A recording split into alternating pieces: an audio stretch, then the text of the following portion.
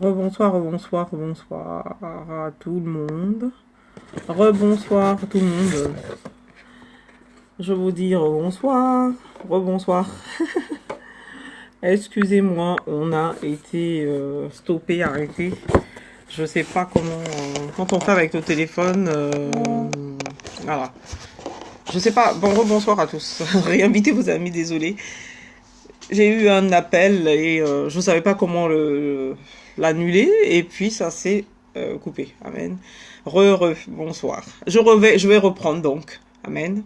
Donc, victoire et domination en Jésus-Christ. Mon peuple est détruit parce qu'il lui manque la connaissance. Parce que tu as rejeté la connaissance, je te rejetterai. Et tu seras dépouillé de mon sacerdoce. Puisque tu as oublié la loi de ton Dieu, j'oublierai aussi tes enfants. Osée, chapitre 4, verset 6. Donc, je relis le Rhapsodie. À travers le prophète Osée, Dieu dit que son peuple est détruit, vaincu et brisé parce qu'il manque de connaissance. Ce qui signifie que le drame n'est pas qu'il manque de foi ou qu'il ne fasse pas l'effort nécessaire. La raison pour laquelle il ne marche pas dans la victoire est la domination et leur ignorance. Cela signifie donc qu'en tant qu'enfants de Dieu, nous devons consciemment continuer à faire des efforts en termes d'apprentissage et d'enseignement de la parole de Dieu. Amen. Si vous avez une meilleure connaissance de la parole, vous allez vivre dans la victoire et la domination tous les jours de votre vie, peu importe l'adversité. Et je disais que c'est tout à fait vrai, parce que nous sommes des êtres spirituels, avant d'être dans un corps. Amen. Bonsoir Cathy, bienvenue. On recommence le Rhapsodie, donc, tu vois. Donc, le verset d'ouverture, c'est Osée 4, chapitre 4, verset 6. Mon peuple est détruit parce qu'il lui manque la connaissance. Donc, quand on est chrétien, je ne dis pas que vous n'allez pas avoir d'adversité. La Bible même dit que vous allez avoir de l'adversité. Mais ce que je dis, c'est que peu importe l'adversité, et c'est ce que le Rhapsodie dit, peu importe. Sinon, l'adversité sera toujours au rendez-vous, elle trouvera toujours la place, le temps de venir vous confronter. Mais quand vous avez une connaissance de la parole, au moment opportun, c'est pas que vous n'allez pas fléchir. Vous pouvez être dans une situation où vous êtes complètement désespéré. Mais complètement désespéré. Au point où vous savez même pas où donner de la tête. Mais il va arriver un moment où, parce que l'Esprit de Dieu est à l'œuvre en vous, il vous remet en mémoire toute la parole qui est dans votre cœur. Remonte. Et puis, vous recommencez à prendre courage. Vous allez même essayer de faire quelque chose, d'avoir des actions et que l'Esprit de Dieu vous détourne de ces actions. Vous allez essayer, par exemple, d'avoir des paroles. L'Esprit de Dieu va vous faire dire non, retire tes paroles. Vous allez vouloir essayer quelque chose, de vous en sortir vous-même. L'Esprit de Dieu va vous retenir, amen, il va vous dire non, non, non, non, non, tu ne peux pas faire ça de toi-même, tu ne fais pas de toi-même, parce qu'il veut. Hier, on a vu ça dans les portes de Sion. La première porte était la porte des brebis, parce que Dieu attend de nous une soumission totale, mais totale, c'est-à-dire pas soumission de dire oui, vous avez le droit de vous plaindre à lui, vous avez le droit de lui dire ce quand vous regardez les psaumes, tout ça, il y a des psaumes de plainte, comme on dit, qu'on plaigne, donc des plaintes à Dieu, il y a des psaumes où vous sentez la douleur, donc c'est des prières, donc c'est pas ça que Dieu interdit. Ce qu'il vous demande, c'est de faire de lui votre berger, celui qui va faire ce que vous dites. Il va vous donner l'intelligence nécessaire. Donc il y a des choses qui va permettre que vous puissiez faire, il y a des choses qui va vous empêcher de faire. Amen. Mais si vous insistez pour faire la chose, c'est pas qu'il va laisser faire, hein. C'est pour ça que les gens parlent de la volonté permissive. Non, ce n'est pas la volonté permissive. Il n'y a point, moi en tout cas, Marie-Claude, je dis, il n'y a point, je ne crois pas à la volonté permissive de Dieu. Dieu est un Dieu parfait. Je ne crois que en une volonté parfaite, pas de permissive. Quand quelque chose est permis, vous voyez bien qu'après, à la longue, à la fin, vous vous trouvez dans l'erreur. Donc Dieu ne peut pas permettre quelque chose et vous mettre dans l'erreur. Donc il ne peut pas avoir de volonté permissive, puisque au bout du tunnel, vous serez dans l'erreur. Amen. Peut-être avec moins d'égratignures que si c'était autrement, mais quand même.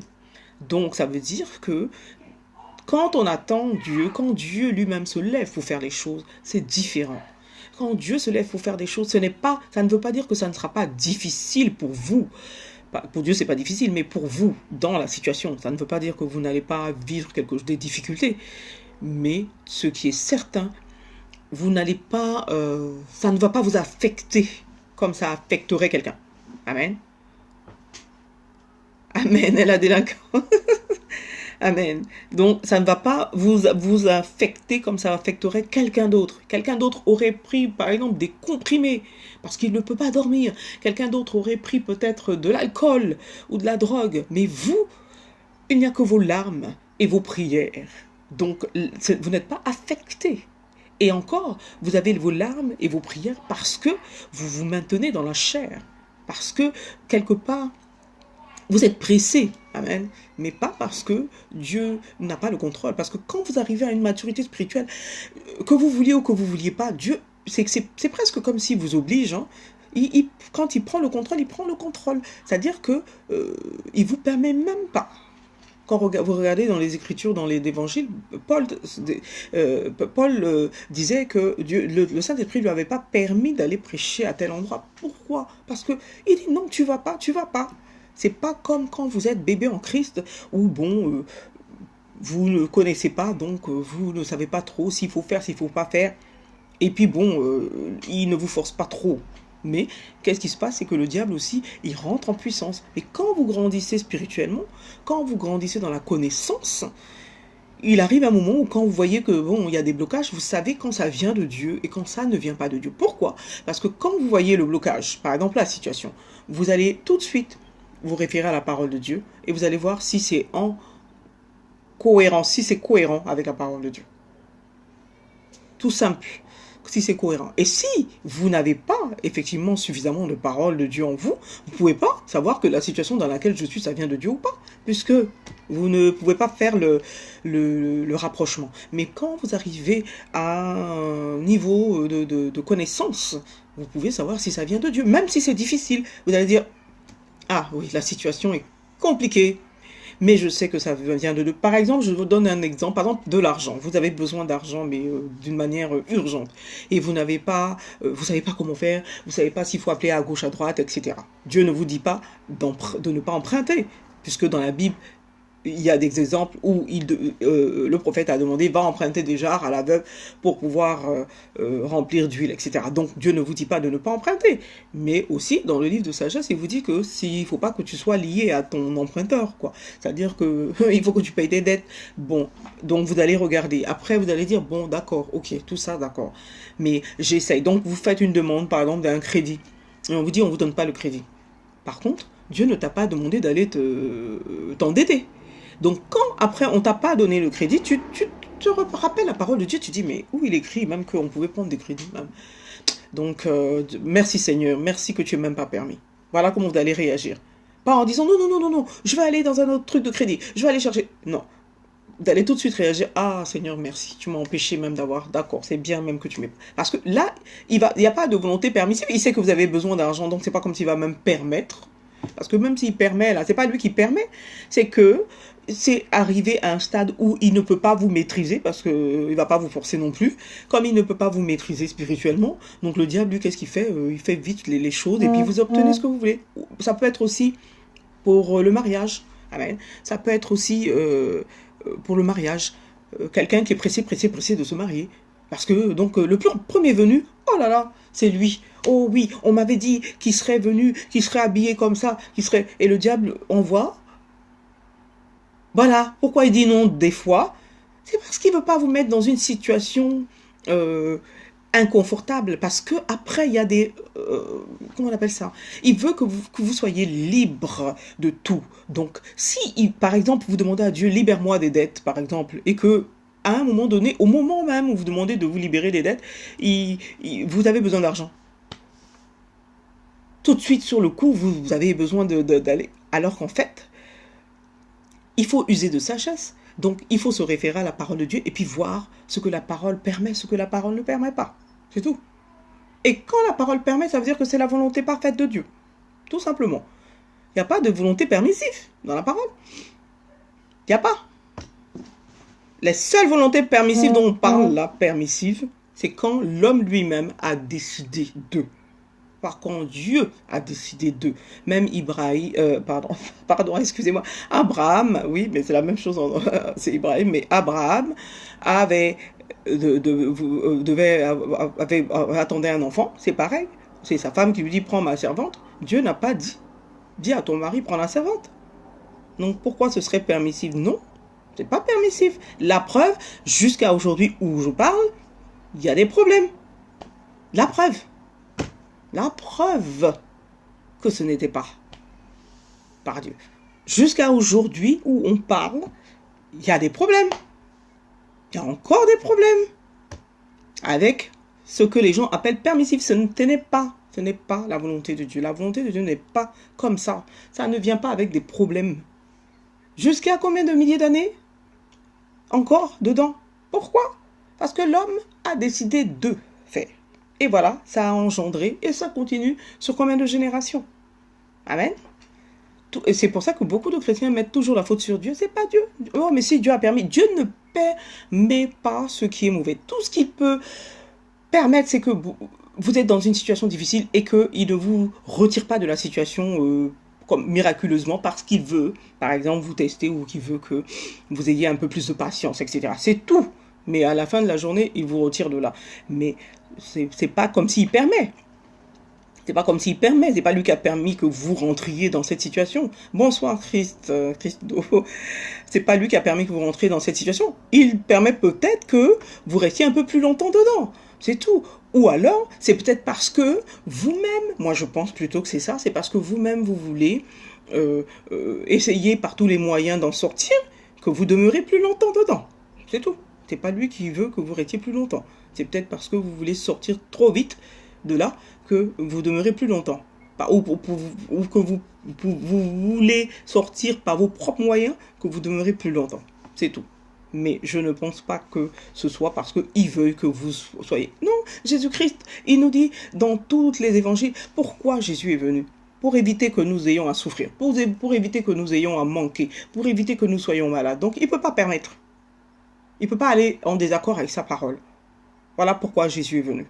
Donc, par contre, il dit, tu auras des épreuves, tu auras des tribulations. Pourquoi? Mais ça ne vient pas de moi. Ça ne vient pas de moi. Amen. Mais il y en aura. C'est pas parce que ça vient de moi. Non. Amen. Donc, je continue. Donc, quelle que soit peu importe l'adversité, vous allez vivre dans la victoire et la domination. Donc, vivre dans la victoire et la domination, c'est pas qu'aujourd'hui, il y a une adversité. Ah, paf, waouh, je suis sorti. Non. La victoire, c'est comment? Ça veut dire que pour avoir la victoire sur quelque chose, ça veut dire qu'il y a une bataille. Il y a comme une guerre, mais il y a un fight. Sinon, comment tu as la victoire? Donc, tu peux pas te lever, oh, il y a tel problème, et puis tu te recouches, oh, c'est fini. Non, il y a une bagarre. Comment tu es victorieux? Amen. Donc, il faut que tu aies la victoire. Pour que tu aies la victoire, il faut que tu aies pu te battre. Enfin, quand je dis te battre, c'est-à-dire que tu y aies eu quand même un retour de ta part. Quand l'autre, il vient t'attaquer, il faut qu'il y ait un... Voilà, il n'y a pas de... Tu vois, oui, et c'est le combat de la foi. Et c'est le combat de la foi par les trucs. Et il te dit, et la domination tous les jours. La domination, ça veut dire que sur les circonstances, tu négliges les circonstances. La domination, c'est pas que bon. Tu négliges. Tu ne considères pas ce que tu vois. Non, tu domines. C'est-à-dire que pour toi, tu es au-dessus de ça. Tu vois au-dessus. Tu vois au-delà. Comme Abraham voyait au-delà des étoiles. Il n'était pas en train de commencer à compter 1, 2, 3, oh, il doit en avoir, Seigneur, j'en ai vu 1000. Il va dire, bon, ta postérité sera 1000. Tu vois. Donc, il voyait au-delà. C'est-à-dire qu'il s'est dit, ce Dieu-là est éternel, il est grand. Donc, s'il me montre les étoiles, c'est qu'il y a plus que ça. Même quand il devait partager les terres avec son neveu, il lui dit, prends ce que tu veux. Le neveu va prendre, oui, les verts pâturages, tout ce qu'il y a de beau. Il dit d'accord, ok.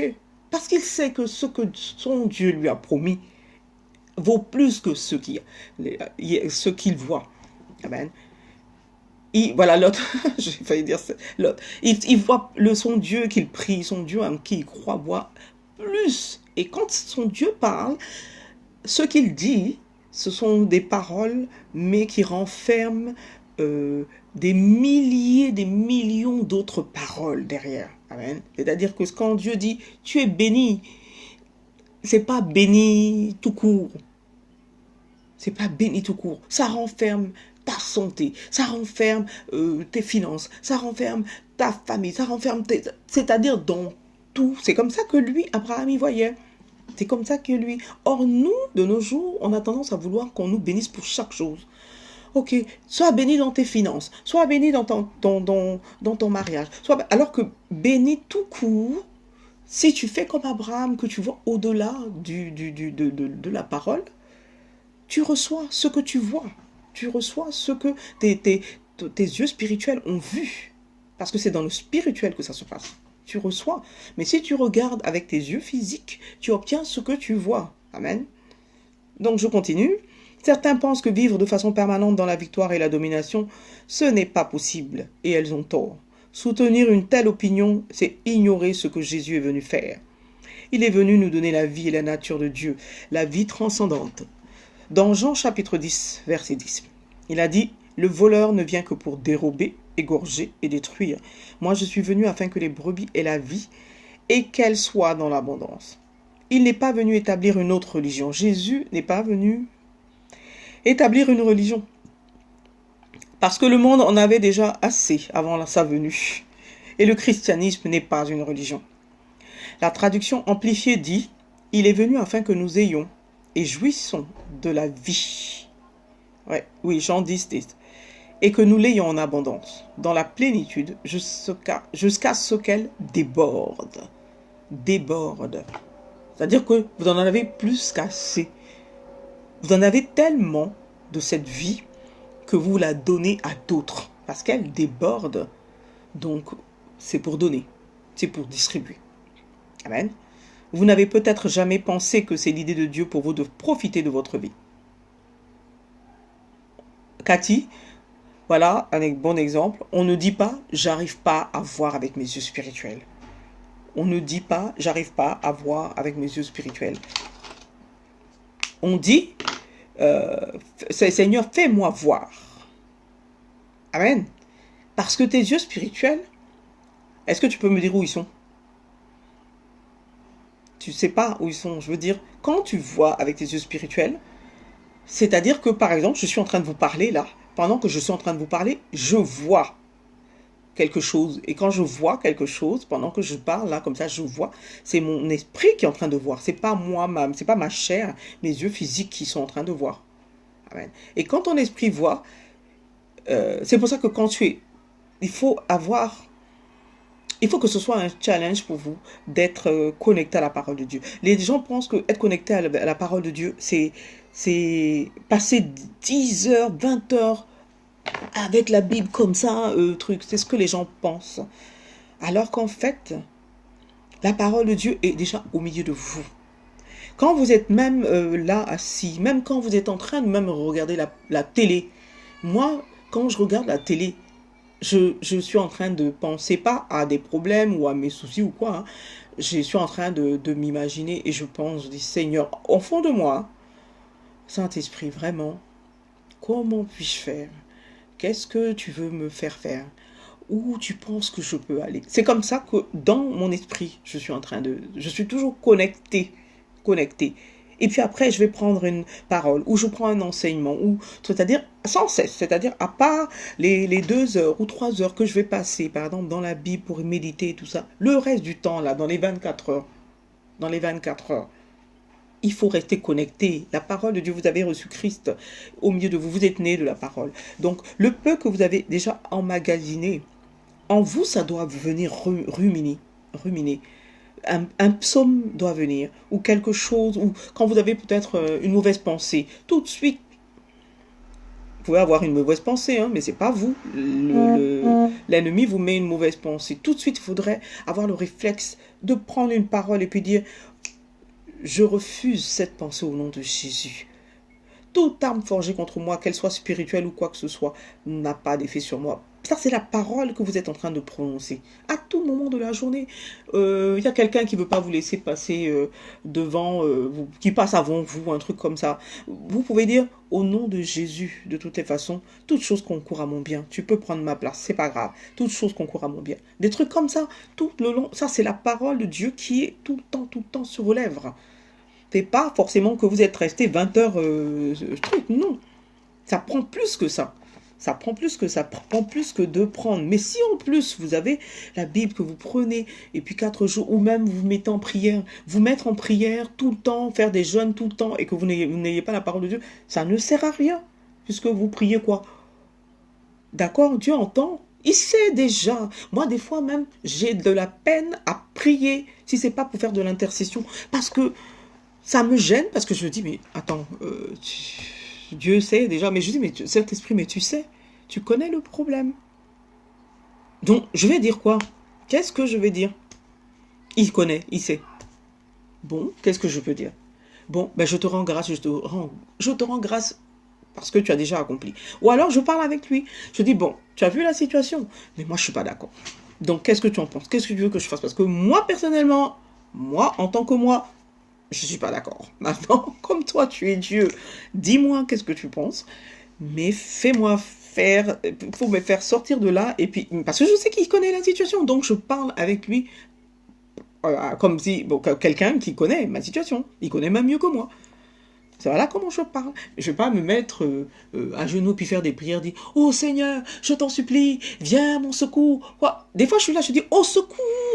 Je suis comme ça, comme je suis devant vous. Puis je dis au secours, Saint-Esprit, au secours. Regarde ce qui te passe, regarde ce qui vient de me dire au secours. Il faut que tu viennes à mon secours. C'est comme ça que je parle.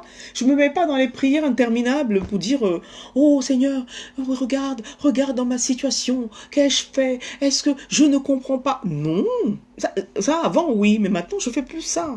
Des fois, je peux rester là, penser, et puis parler avec lui des heures, dire mais quand est-ce que tu vas faire quelque chose? Quand est-ce que... Franchement, je suis fatiguée. Comme ça, comme si, voilà, il est en face de moi, parce qu'il est en moi. Donc, mais comme s'il est devant moi, puis je discute comme ça avec lui. Et puis après, il me fortifie, et puis il y a une parole qui sort. Amen. Toutes choses concourent à mon bien. Oh Seigneur, merci. Seigneur. Et puis je vais qu'à mes occupations. Comme ça. Parce que tu ne peux pas toujours, et ça c'est quand tu arrives, quand tu es vraiment constant dans la parole, et que tu es vraiment sérieux dans la parole. Quand tu es sérieux même avec Dieu, ça c'est important d'être sérieux avec Dieu, c'est-à-dire que il passe avant toute chose. Il passe avant toute chose. Et c'est là que, effectivement, c'est important. C'est vital même. C'est vital. Il sait que nous avons des familles, il sait tout ça. Il sait tout ça. Il sait tout. Donc quand on s'inquiète trop et puis on s'inquiète, tu peux t'inquiéter, mais tu vas pas dormir avec ton inquiétude. Tu ne vas pas dormir, tu peux dire ok, mais il y a inquiétude et inquiétude. Pas comment je vais faire, oh là là, mais je suis foutu. Non, tu confesses pas ce genre de choses. Tu dis Saint-Esprit, qu'est-ce que je dois faire? Montre-moi, dis-moi. Moi, d'accord, mais je te dis, je suis vraiment, j'en peux plus, aide-moi, fortifie-moi, voilà, comme ça. C'est pas de confesser des mauvaises choses sur vous, je suis foutu, oh là là, je suis perdu, mais comment je... Non, autre chose. Même, tu peux dire, non, Seigneur, vraiment, j'en ai marre, je suis pas d'accord, parce que... Mais tu poses tes arguments, ça, dans la prière, tu donnes tes arguments. Voilà, tu plaides ta cause, tu dis voilà, je ne suis pas d'accord, parce que ça fait partie de la prière de pétition. Tu plaides, tu dis non, je suis désolé, Seigneur, voilà, ta parole déclare que, et puis voilà, regarde ce qui se passe. Non, moi je veux que ce soit comme ça, voilà, je t'en supplie, comme Jésus a dit, si tu peux éloigner cette coupe de moi, éloigne-la. La même chose, tu peux dire à Dieu, voilà. Il parlait comme ça avec son Père, de la même manière, nous devons faire pareil. Amen. Et puis, il est venu pour nous donner donc la vie en abondance, tellement abondante qu'elle déborde. Amen. Dans la plénitude jusqu'à ce qu'elle déborde. Elle ne va pas déborder pour rester par terre, elle déborde pour que vous puissiez être partagés. Amen. Est-ce que la connexion est bonne? Je vois des déconnexions, donc je voudrais savoir si je suis connecté. Ok, merci. Si je suis connecté, parce que hier ça avait fait ça, il y a des gens qui étaient déconnectés, et puis après je ne voyais pas, donc mettez quelques... Voilà, d'accord, donc c'est bon. S'il y en a une qui répond, c'est que c'est bon. Ok. Donc, je continue. Vous n'avez peut-être jamais pensé que c'est l'idée de Dieu pour vous de profiter de votre vie. Amen. Maintenant, vous le savez. Amen. Maintenant, comment pouvez-vous profiter de la vie quand les choses ne se passent pas bien pour vous? Comment pouvez-vous profiter de la vie si vous ignorez tout ce qu'il a prévu pour vous en Christ? C'est pourquoi vous devez avoir une relation personnelle avec Dieu et avec sa parole. Voilà, ce que je viens de vous dire. Une relation personnelle et avec sa parole, afin que vous puissiez savoir comment vivre dans la victoire absolue tous les jours. La parole de Dieu est capable de vous édifier et vous faire vivre le genre de vie que Dieu désire pour vous. Une vie au-dessus des tracasseries et des douleurs. Une vie de gloire, de justice et de domination en Jésus-Christ. Donc, à partir d'aujourd'hui, décidons que, à partir d'aujourd'hui, Amen, Marie-Jo. À partir d'aujourd'hui, Seigneur, nous voulons vraiment avoir cette relation personnelle avec toi. Nous voulons nous attacher à ta parole parce que à partir d'aujourd'hui, nous avons décidé que nous allons vivre dans ta parole. Nous allons vivre la vie que Jésus est venu nous apporter, la vie en abondance. Nous voulons vivre cette vie à partir d'aujourd'hui, chaque jour. Nous voulons vivre au-dessus des tracasseries, au-dessus des douleurs, au-dessus des échecs. C'est ce que nous décidons, Seigneur. Nous voulons vivre une vie de gloire, une vie de justice et de domination avec Christ. Donc, Seigneur, aide-nous à avoir la force, fortifie-nous, afin que nous puissions avoir le courage nécessaire pour pouvoir marcher selon ta parole, pour pouvoir étudier ta parole, pour pouvoir avoir cette intimité avec toi, au nom de Jésus. C'est ce que ma prière pour moi-même, et vous aussi, faites cette prière-là, que Seigneur, fortifie-moi à partir d'aujourd'hui. J'en ai marre de me fatiguer, d'être toujours dans des situations où je ne vois ni la tête ni la queue. Je suis fatigué. Donne-moi, fortifie-moi et donne-moi courage. Comme tu as fait pour Josué, donne-moi courage afin que je puisse marcher sur ce chemin. Parce que je n'en peux plus.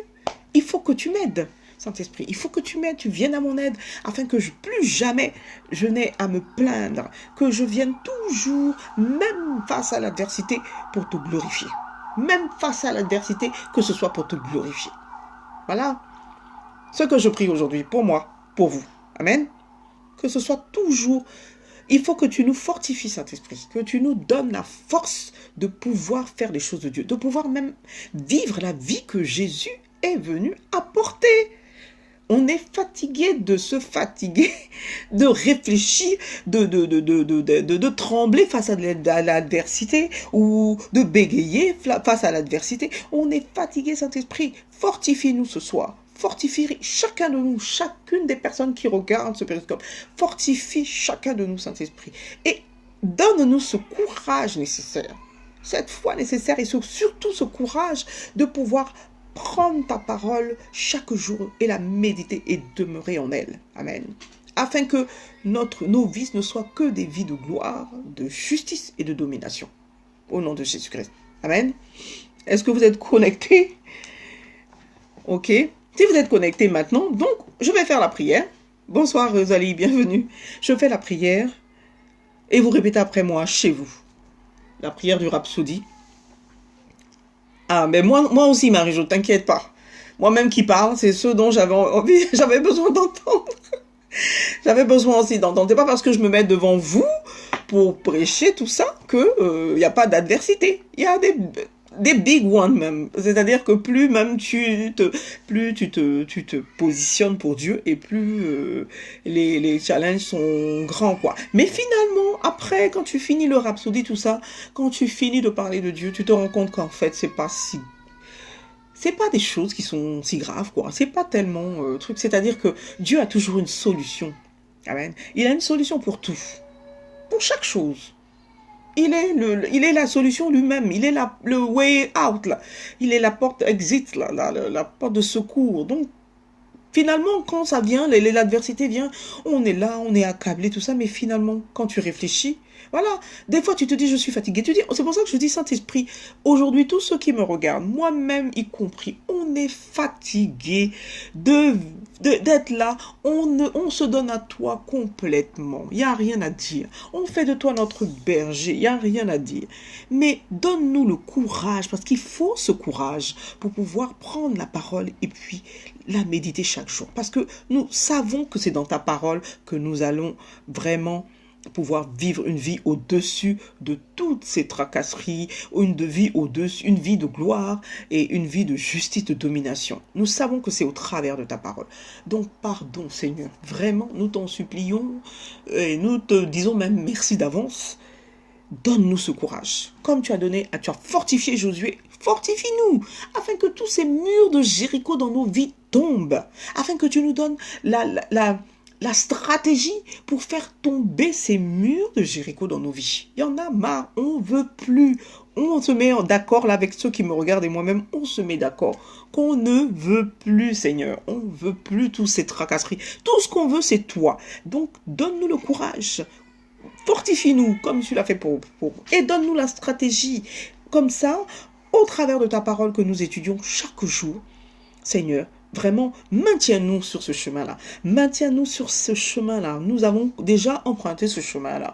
Avec le Rhapsodie tous les jours, avec le périscope. Maintiens-nous dessus, afin que tout ce que nous allons dire, que ce soit toi-même qui nous parle, que toi-même tu nous révèles toutes choses qui sont cachées, afin que nous puissions être fortifiés, parce que nous avons besoin d'être fortifiés dans ce monde, afin que nous puissions maintenant jouir de la vie éternelle que Jésus nous a apportée, parce qu'il n'est pas mort en vain, et même mieux, il est ressuscité.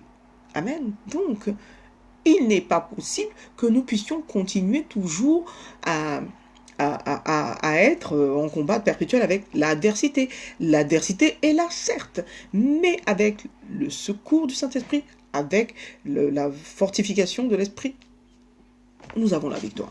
Et nous avons besoin qu'il nous fortifie. Donc ma prière aujourd'hui, c'est que Dieu nous fortifie chacun de vous, et même moi-même, nous fortifie par rapport à chacun de vous, chacun a des challenges différents. Donc, la fortification aussi, Seigneur, vraiment, c'est pas qu'on te demande de pousser la coupe loin de nous, non. Ok, même comme Jésus a fait, il a dit, éloigne de moi cette coupe. Si la coupe ne peut pas s'éloigner, Seigneur, fortifie-nous suffisamment. Nous avons besoin. Aujourd'hui, je crie au secours, Saint-Esprit, au secours pour chacun de nous, pour moi-même, au secours. Donne-nous la stratégie, donne-nous la sagesse, donne-nous le courage. Afin que, comme Josué, les murs de Jéricho tombent quand quand il est temps pour eux de tomber. Oui, parce qu'il y a un temps. Parce qu'il y a un temps. Ouais. Donc, nous attendons, Seigneur, que tu nous donnes la stratégie pour chacun de nous, pour faire tomber tous ces murs, pour briser tous ces murs de Jéricho. Au nom de Jésus. Maintenant, ça, c'était pas la prière du Rhapsodie. Ma prière pour chacun. Maintenant, voilà, je fais la prière du Rhapsodie et vous répétez chez vous. Amen. Au secours, Saint-Esprit, aide-nous, fortifie-nous. Fortifie-nous, parce que, voilà, il est en vous. Et on va voir comment. Voilà. Mais on ne peut pas se tourner vers le monde pour dire on en a marre. Il faut dire à Dieu aussi, bon, Saint-Esprit, vraiment, Seigneur, vraiment, au secours. Faut pas hésiter à dire au secours, j'ai besoin de toi, j'ai vraiment besoin de toi. Je sais que tu es là, mais là, j'ai un besoin, tu vois, spécifique, il faut qu'on parle là. Il faut qu'on parle.